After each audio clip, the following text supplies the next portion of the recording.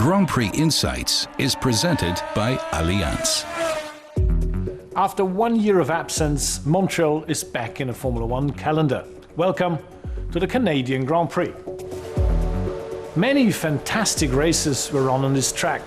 In 2007, we were reminded that we cannot afford to be complacent about safety.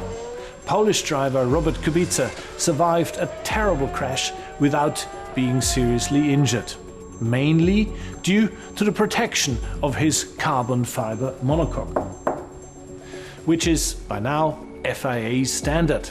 The carbon fiber structure is able to absorb enormous amounts of energy in the event of an accident.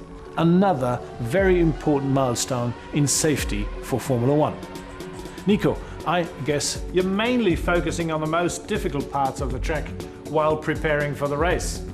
In Montreal, the brakes are a big theme, as we have a lot of big braking events here. And what is also interesting from a driver point of view is the last chicane here with the Wall of Champions at exit. It's very challenging. He's talking here about the last chicane before the finish.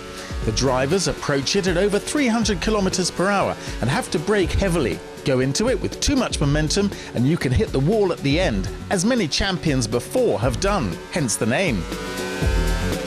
Although the circuit is one of the very fastest, there are naturally some slower corners here too.